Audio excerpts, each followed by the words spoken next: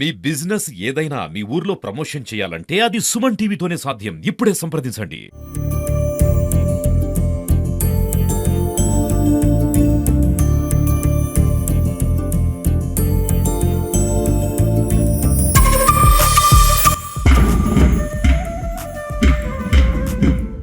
మహాత్మా గాంధీ ఆశయం, సుభాష్ చంద్రబోస్, సర్దార్ వల్లభాయ్ పటేల్, జవహర్లాల్ నెహ్రూల నాయకత్వం, ప్రజల సుదీర్ఘ పోరాటంతో దేశమంతా 1947 ఆగస్టు 15న స్వాతంత్ర సంబరాల్లో మునిగిపోతే బ్రిటన్ పార్లమెంటు ఆమోదించిన ఇండియా ఇండిపెండెన్స్ యాక్ట్ కారణంగా హైదరాబాద్ సంస్థాన ప్రజలు స్వేచ్ఛ స్వాతంత్రానికి ఇంకా పోరాడాల్సి వచ్చింది.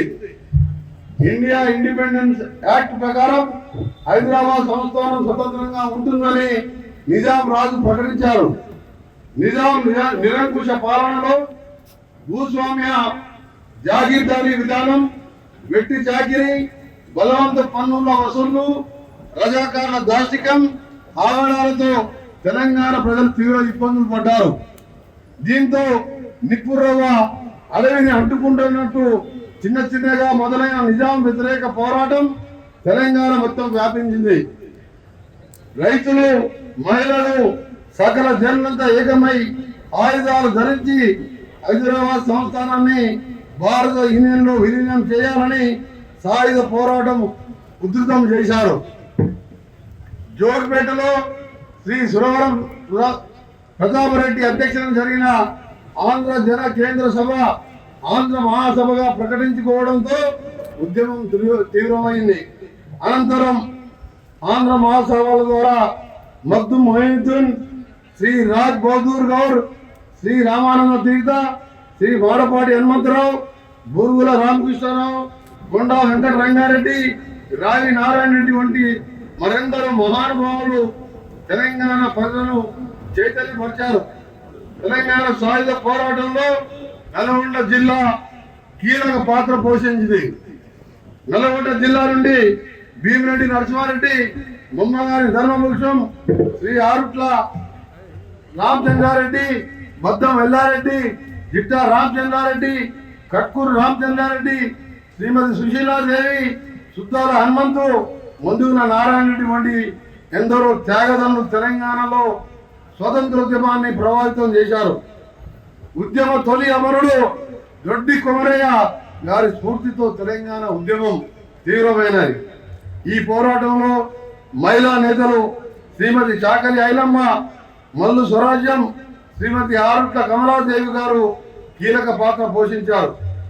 బండి యాదగిరి రాసిన బండి వెనుక బండి కట్టి 16 బండ్లు కట్టి ఏ బండిలో పోతో కొడుకో నైజాం సర్కారోడా పాట తెలంగాణ సాయుధ పోరాటాన్ని మరో మెట్టు ఎక్కించింది.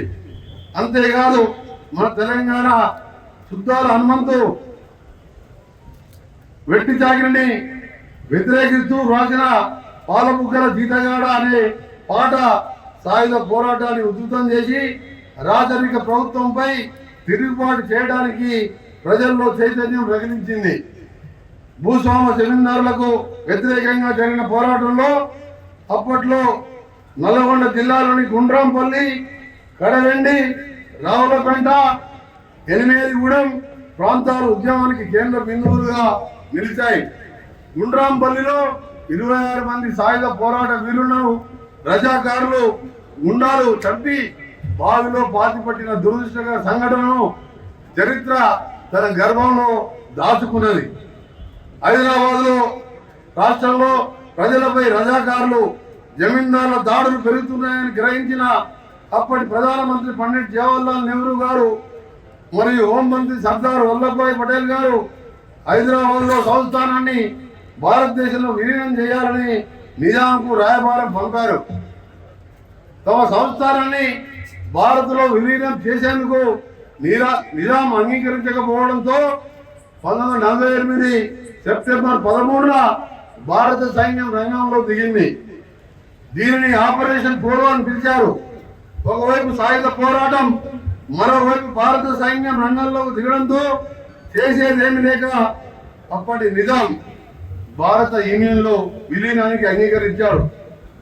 సెప్టెంబర్ 17, 1948 సాయంత్రం డెక్కన్ రేడియోలో యూనియన్లో చేరుతానని నిజాం ప్రకటించారు.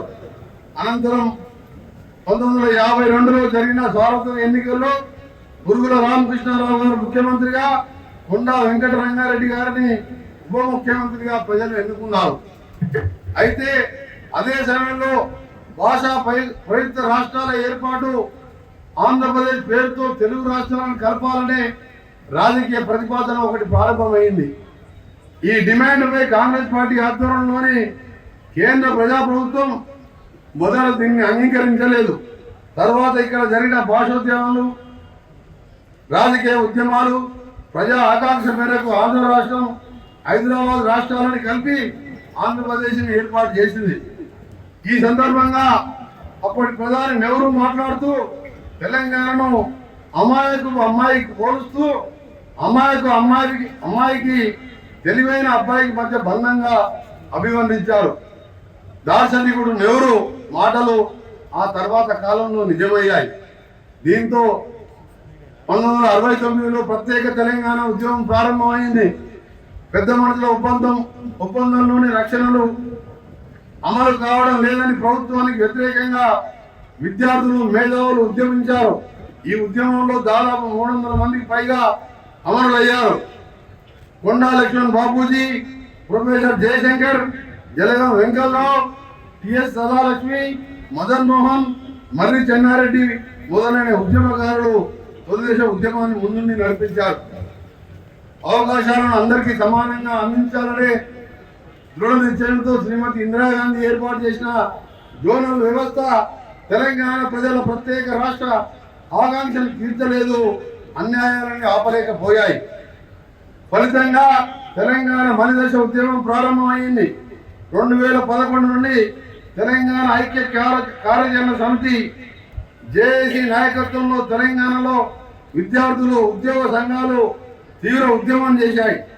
తెలంగాణ ఉద్యమంలో మన ఉమ్మడి నల్గొండ జిల్లాకు చెందిన కాసల్ శ్రీకాంత్ పాటు ఎందరో నవ యువకులు ప్రాణాలు పోగొట్టుకున్నారు.